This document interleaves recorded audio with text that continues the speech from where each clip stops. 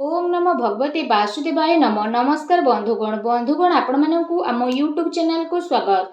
Friends आज ए video रे आमे आपण मानकु कहिबा पई जाउछु आगामी ए 56 घंटा आपण को पई किपरि साब्यस्त हेबो, केउ प्रकार आगामी 56 घंटार समय को आपण माने साब्यस्त करिवे, केउ प्रकार दिन आपणकर साब्यस्त हेबो, केउ सब जिनिस रे आपणकु फायदा हेबो, केउ सब जिनिस रे आपणकु असुविधा रहइबो पड़े, आपणकर लव लाइफ किपरि रहइबो, कैरियर किपरि रहइबो, बिजनेस आउ व्यापार किपरि रहइबो एवं स्वास्थ्यर किछि महत्वपूर्ण इन्फॉर्मेशन मध्ये आमे आपण मानकु देबु। आउ ए वीडियो रो शेष रे आमे आपण मानकु किछि उपाय विषय कहबू जहा द्वारा आपण ए दिन को आहुरी अधिक शुभ और मंगलदायक साब्यस्त करि परिबे। तेनु आगो को वीडियो आरंभ करबा पूर्व आमर आपनकु रिक्वेस्ट कि जदि आपण आमर ए चैनल ले नुआ आछन तो चैनल को सब्सक्राइब करंतु, सांगरे नोटिफिकेशन बेल को मध्य ऑन करंतु, जहा द्वारा समय समय रे नुआ नुआ वीडियो रो नोटिफिकेशन आपनक पाखरे पहुंची जिवो। तो आसंतु जानिबा किपरि रहिबो आपनक पई विशेष भाबरे आगामी ए 56 घंटा। जदि विशेष भाबरे आमे आपण मानकु कहिबू ए 56 घंटा विषय रे, तो ए समय रे आपणकर आर्थिक स्थिति काफी अनुकूल रहिबो। आर्थिक लाभ पाई ए दिन रे आपणकु बहुत भल रकम धन प्राप्ति हेबो। व्यवसाय संबंधित किंबा बाहर कंपनी संबंधित कार्य रे मध्य विशेष भाबरे आपणकु बहुत ही भल लाभ प्राप्ति रो संभावना मध्य बनुची। ता सहित ए दिन रे बाहर काम कार्य को नै मध्य आपण किछि यात्रा करि पारती, जहा आपणक पई अवश्य ही लाभदायक भरा सिद्ध हेबो। ता सहित जदि कहिबा शिक्षा क्षेत्र रे मध्य आपणकु अनुकूल परिणाम विशेष रूप रे प्राप्त हेबो। आउ उच्च शिक्षा पई प्रयासरत लोक मानकु मध्य बहुत ही भल लाभ प्राप्त हेबो। आपणक ज्ञान रे बुद्धि हेबो। आउ वरिष्ठ तथा गणमान्य लोकंक द्वारा आपणकु अवश्य ही प्रशंसा प्राप्त होई जिवो। काम कार्य क्षेत्र रे मध्य ए दिन रे आपण किछि नुआ करि परिबे, जहा आपणक पई अवश्य ही आगकु जाई भल साब्यस्त हेबो। पूरा परिवार रे आपण समस्ते पूरा जोश रे सहित रहिबे। आउ घर परिवार रे हर्ष उल्लास रो माहौल देखिबा को मिलिबो। ता सहित आपण कोनोसी प्रॉपर्टी विषय रे मध्य गभीर भाव रे विचार करिवे। आउ आगकु जाई मध्य आपणकु बहुत अधिक लाभ मध्य प्राप्ति हेबो। धन अचल संपत्ति प्राप्ति पाई मध्य ए दिनर समय आपणक पई बहुत ही भल दिनर समय रहिबो। ता सहित ए दिनर समय आपणक पई विशेष भाव रे मौज मजलिस आउ आनंद भरा मध्य रहिबो, काहे कि ना आपण जीवन पूरा रूप रे जीबे। ता सहित जदि कहिबा आपणकर मनोबल पूरा भाव रे आपणक कार्य प्रति मध्य पूर्ण रूप रे समर्पित भाव नै कि आसीबो।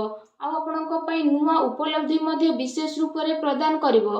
आपणकर टिके भी परिश्रम रो फल आपणकु भरपूर रूप रे मिलिबो, जहा द्वारा आपणकु काफी खुशी रो अनुभव मध्य हेबो। एहा सहित जदि कहिबा एहा पई आपण समय रो सदुपयोग करंतु, काहे कि ना आपणकु बहुत ही भल लाभ प्राप्ति हेबाको जाउछि, जहा द्वारा आपणकु काफी खुशी मध्य अनुभव हेबो। आसंतु जानिबा ए दिन रे आपणक पई कोन नेगेटिव रहिबो। परिवार रो माहौल आपणकर खराब हेबार संभावना बनुछि, सेति पई पारिवारिक स्थिति को अनुकूल बनै कि रखिबा पई जणे आउ जनक परस्पर संबंध हेबा बहुत ही अधिक जरूरी रहिछि। आपण साहसी तथा पराक्रमी व्यक्ति हेबा सहित दायित्ववान मध्य रहिबे। सेति पई आपण निजर घर परिवार प्रति भल भावना रखि कि जणे आउ जनकु जोड़िबा पई चेष्टा करंतु। एहा सहित जदि विशेष भाव रे कहिबा आपणकर कार्यस्थल को नै किछि असंतुष्टि भाव मध्य आसी पारे, काहे कि ना आपण जेतिकी परिश्रम करिवे कि आपणकु लागिबो कि आपणकु सेतिकी परिणाम मिली नाही। से कारण पई आपण किछि टाइम पर्यंत निजको एका एका फील मध्य करिवे। एहा सहित जदि विशेष भाव रे कहिबा भूल लोकंक संपर्क रे तथा भूल संग रे रहिबारे आपण प्रयास मध्य करंती, तेणु सावधान रुहंतु, अन्यथा आर्थिक समस्या आपणकु सामना मध्य करिबा पई पड़ी पारे। मानसिक अशांति सहित कार्य व्यवसाय रे मध्य आपणकर व्यवधान विशेष रूप रे उत्पन्न हेबो। मन रे चिड़चिड़ापन तथा प्रॉब्लम द्वारा आपणक कार्य योजना रे बाधा मध्य आनिबे, तेणु आपणकु सावधान रखिबा आपणक पई अनिवार्य रहिबो। एहा सहित विशेष भाव रे कहिबा आपणकर स्वभाव आपणक पई किछि प्रॉब्लम उत्पन्न मध्य करि पारे। पिलांक उपरे अधिक अनुशासन रखिबा सेमानक पई प्रॉब्लम मध्य ठिया करिवो। ସେଥିପାଇଁ ନିଜର ସ୍ୱଭାବରେ ଆପଣ ବିଶେଷ ରୂପରେ ଟିକେ ଲଚିଲାପଣ ଆଣନ୍ତୁ। ପିତାଙ୍କର ସମ୍ମାନ କରନ୍ତୁ। କିଛି ମତଭେଦ ମଧ୍ୟ ଉତ୍ପନ୍ନ ହୋଇପାରେ, ତେଣୁ ଟିକେ ସାବଧାନ ରୁହନ୍ତୁ। ଏହା ସହିତ ଏ ଦିନରେ ଆପଣ ତରତରରେ କୌଣସି ବି ନିର୍ଣ୍ଣୟ ନିଅନ୍ତୁ ନାହିଁ।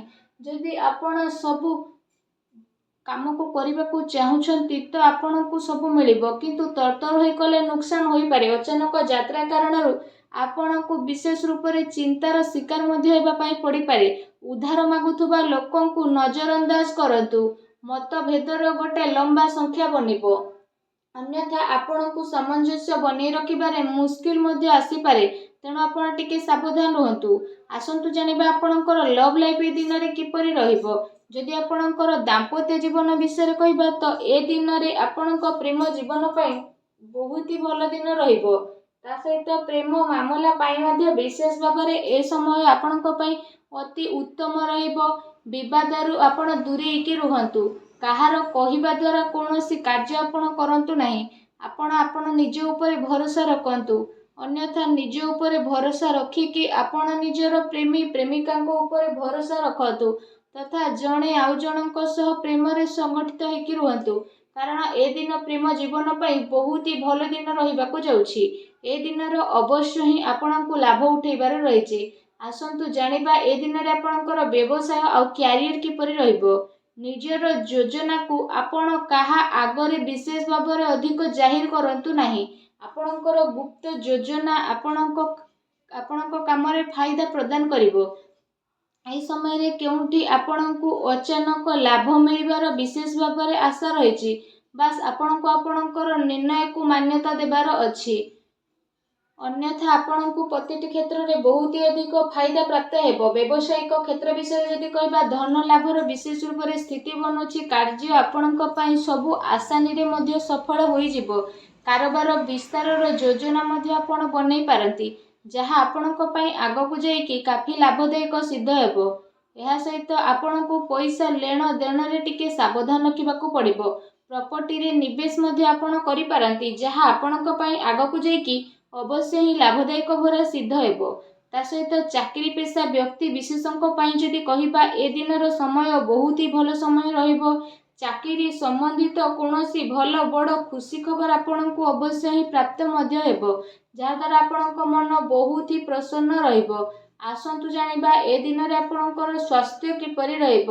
ଏ ଦିନରେ ଆପଣଙ୍କ ସ୍ୱାସ୍ଥ୍ୟ ସମୃଦ୍ଧ ବନିକି ରହିବ, କିନ୍ତୁ ଗ୍ରହଙ୍କର ସ୍ଥିତି କାରଣରୁ ଏ ଦିନରେ ଆପଣଙ୍କୁ ସକାରାତ୍ମକ ଆଉ ନକାରାତ୍ମକ ଦୁଇ ପ୍ରକାରର ପରିଣାମ ମଧ୍ୟ ବିଶେଷ ଭାବରେ ଦେଖିବାକୁ ମିଳିବ।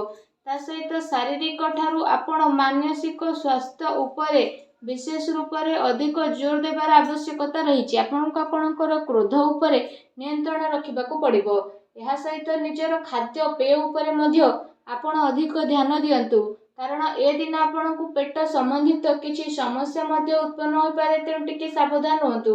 ଏହା ସହିତ ନିଜ ସ୍ୱାସ୍ଥ୍ୟକୁ ଆହୁରି ଅଧିକ ଭଲ ରଖିବା ପାଇଁ ଆପଣ ପ୍ରତ୍ୟେକ ଦିନ ଯୋଗ କରନ୍ତୁ, ବ୍ୟାୟାମ କରନ୍ତୁ, ସୁସ୍ଥ ରୁହନ୍ତୁ।